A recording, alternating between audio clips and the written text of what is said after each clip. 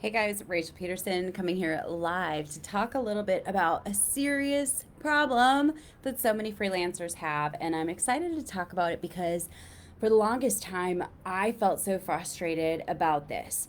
I felt like no matter what I did, I would build up my success stories, build up testimonials, work with all kinds of clients in different industries, get tons of wins.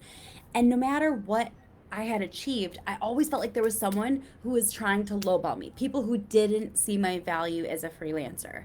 Now, if you've ever experienced this, you know that this is super, super frustrating, and it's something that actually can cause you to question everything about the business that you're building. It can cause you to question whether or not you have what it takes. You can question whether or not you're going to be able to scale. Sometimes it can actually make you want to accept the lowball pricing or start to wonder, I don't know if I have what it takes, or I don't know if I'm just not a part of the 1%. Have you ever experienced that? Some of you guys have. Okay, so I'm going to talk a little bit about what to do when clients don't see your value as a freelancer. We're going to dive into 5 reasons that clients may not see your value as a freelancer. Cool? Drop a yes if you're excited about this. Awesome, awesome.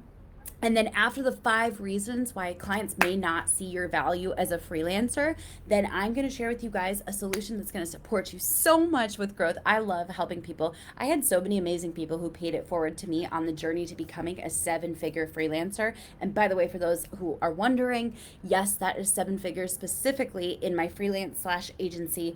That is 100% from client work, done for you, done with you, work with clients specifically. Okay, so let's dive on into the 5 reasons that clients may not be seeing your value as a freelancer. And then more importantly, at the end of this video, who's gonna stay till the end, drop a yes in the chat. At the end of this video, I'll share with you how we can come up with a solution once and for all. It will support you with finally having a fix. Yes, please. Okay, you guys, real fast, one more thing as well. Thank you so much, Liz. One more thing as well. Comment below with the word success if you're already like, I want a solution here now, right now. We have a free solution for freelancers. So comment below with the word success if you're like, I don't even need to wait a single second. I already know that this is something that I need, because we put together a free 5-day accelerator called the Freelancer Success Accelerator. Freelancer Success Accelerator. It's 5 days of massive value. We've already had thousands of people going through it, getting tons of value. People are raving left and right and already having massive breakthroughs. Some people are getting emotional. All of this is designed to help you get more leads and get more clients. So comment success if you want to just jump on in. You already know it already. Okay, cool. Let's keep on going. So let's dive on into the 5 reasons why clients don't see your value as a freelancer. Number 1. Okay, ready guys? I'm going to give you a heads up. I recommend not listening if you're not ready for a little bit of tough love. I'm going to push the limits here. So feel free to take what fits and leave what doesn't, but I'm going into some tough love right here. So number 1, okay? We're going to sit here just for a moment, okay? You need to see your own value. Did you catch that? Before clients are ever going to see your value, you need to see your own value. This one was so hard for me to get through my mind. People said it time and time and time again. Your value and your worth cannot be reflected in clients' actions and decisions and lowballing efforts. Who here says, yep, I needed this reminder. I needed to hear this right now. It is a very, very powerful thing. And yes, it may take some therapy. It may take some psychology. It may take a whole bunch of healing, but you need to see your own value before clients are ever going to see your own value. It is not their job to build up your self-esteem. This is lots of tough love. But remember, I went through this journey too, and I had to learn it is not my client's job to help me to see my own value. I need to see my own value if I want to get clients that are paying what I know I am worth or what I know I could be worth. Okay, drop a 1 if you're like, that spoke to me. Let's dive on into number 2. Number 2, you may not be working with the right clients. Okay, so this is really interesting because some people love to fight for playing for small businesses, which is totally fine. Okay, if you are like, I want to work with small businesses and I don't want to charge a lot, that's totally fine. But then don't complain when you can't scale. Don't complain when you're not able to have profit margins that support you to be able to bring on a team. Don't complain when clients are constantly leaving and you find yourself in a hamster wheel of always looking for clients. Did you guys catch those three things? Those are so important to know. Yes, you can work with the tiny businesses, but remember that there are inherent trade-offs. It's not a downside. There are pros and cons to everything. It is just a predictable pattern and result of working with those tiny businesses. But here is a huge thing that blew my mind. Small businesses, at least in the United States, are any business that does less than $15 million per year. Did you guys catch that? $15 million per year. So the truth is, you can be working with small businesses and be working with businesses that have a budget to pay you what you're worth. But most of the time, ready for this? Most of the time, clients are not going to have a huge budget if their business does less than $500,000 per year in revenue. And here is why. The main reason is because they're still in the mode of that being income. So every single dollar that they spend in their business, unless they are a serial business owner and they're used to the process of reinvesting into their business, and that's not most people, every dollar that they spend, every dollar you're asking for in a proposal is a dollar off of their personal budget. Does that make sense? So less than $500,000 in revenue is going to be very difficult to take on clients. Some people budget well and have accounting set up and they have themselves on a fixed salary in their business. That's totally fine. Those might be great clients. But the wrong clients are going to be seeing you as something that takes away from their business instead of something that amplifies and builds. Freelancers amplify and build. They save time. They get more done. They're actually one of the best ways that you can leverage your business's ability to grow. Okay, number 3, drop a 2, by the way, if that spoke to you. You're like, yep, I'm not working with the right clients. Dag on it. And by the way, we're going to be sending you guys all those RSVPs or the link to RSVP your spot in the Freelancer Success Accelerator. Cool? I got you guys.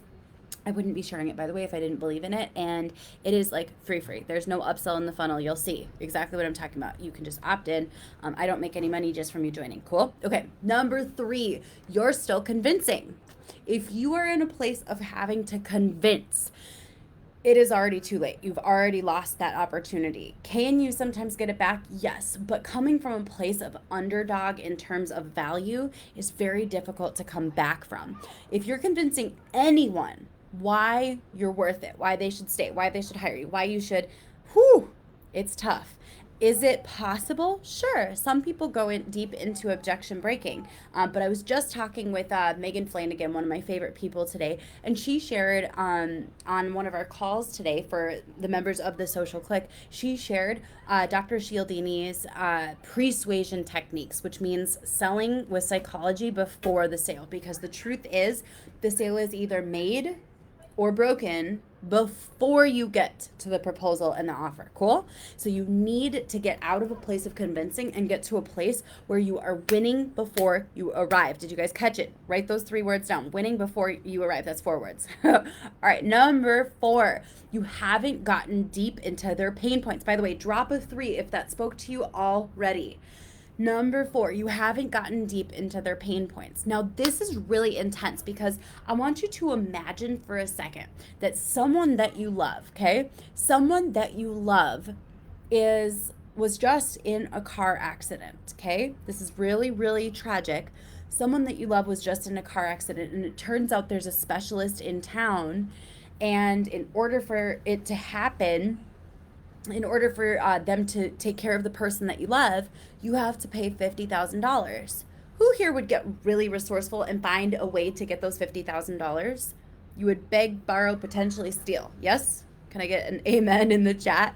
You would make things happen. You would find money where money didn't previously exist, because the pain point, the thought of the loss, the ability to, the lack of ability to see someone that you love every single day, that pain is so strong. You're like, I'll pay whatever it's worth. I will find a way. The truth is, a lot of business owners are the same way. If you go from something that they want to something that they truly need, and even more so if you can find something that they need and something that they really, really want. And so you got to dig into their pain points and then find the things that they desire and layer those together in your sales presentation. Okay, drop a 4 if this one spoke to you. So you have to dig deep into pain points. Number 5, you don't have the belief. Okay, oh, we're about to go tough love again. You guys ready for it? Number 5, you don't have the belief that your work is worth it. Now this one is dual layered. Can I be super honest with you guys about this? There is the surface level, which is your work actually good enough? I personally think that we should all always have this belief that we can deepen our skill sets. The day that you say, I've made it, I am the only go-to expert and I don't need to learn anymore, it's over, it's done. Game over. So you need to continually be learning, investing into learning, and I'm a huge fan of diving deep into skill sets. Anyone who knows me closely knows that every single day I am researching, studying, and identifying patterns and learning from other experts who probably know more than me about different topics. I do that because on the surface level, I want to make sure that my work is continually evolving. Drop a yes if you're like, I'm obsessed with that. I want to become the go-to expert, but I want to continue to be the go-to expert. I want to evolve. I want to grow. I don't want to be has-been. I don't want to be nostalgic. I want to be the person that everyone says, this is who I need. You want clients to literally be begging you, right? Okay, so drop a yes if that's what you feel, but let's go a little bit deeper, okay? If you don't believe that your work is worth it, this goes back to point 1. But there's no way a client is going to pay it. Did you catch that? Once in a while, I will give you guys this cool heads up, once in a great while, a client will see something that you don't see and they may not even logically understand what it is. But something in them says, I need the biggest package. And I personally think it's one of those really beautiful, like twinkling opportunities. Some might call it like serendipity or a synchronicity. Those are beautiful moments when suddenly everything hits. The client somehow has this gut feeling that you're going to be a great fit. But the truth is, that doesn't come around every single day. Did you guys catch that? You have to decide that the level of work that you put out there is worth it. And the truth is, one of my favorite ways to do this is to ask myself if all this did was. So for example, if someone hires me for a marketing strategy and I come in and I make their team cohesive and producing 20% more marketing content that generates 20% more leads. I say if all this did were to help their team work cohesively together, saving money and generating 20% more leads, would that be worth it? If the answer is yes, okay, cool. Let's ask another one. If all this did was build their audience by 50%, would this be worth it? Yes. Okay, awesome. If all this did was help them to increase their sales by 10%, would that be worth it? Yes. Okay. Now, if it does all of those, is this more than worth it? Yes. Okay. Why am I sitting here thinking that if I'm charging, let's say, $100,000, that the value, the results have to be 100 times that? That's not rational. We're holding ourselves to an unfair standard. The truth is, you guys, most business owners are looking for like a 2x return. Some business owners are very, very mature in their ability to handle scaling, and they say, you know what, I'm willing to invest if I get a 1.1x return. And there are some mature business owners that even take it to a new level and they say, listen up, my time is so valuable that instead of asking how, I ask who. By the way, there's an amazing book on that by Dan Sullivan. I love that book. And some business owners are at that place, especially when they're more mature in revenue and it's not their first rodeo. So you have to have the belief that your work is worth it, even if you're not producing results that are 100 times the cost of the services that you want to bill for. Drop a 5 if this relates deeply and you say, yep, this is exactly what I needed to hear today. Okay, so you guys, if your clients don't see your value as a freelancer, I want you guys to comment below. Comment with the word either success or growth, because I'm going to give you all access to my free Freelancer Accelerator.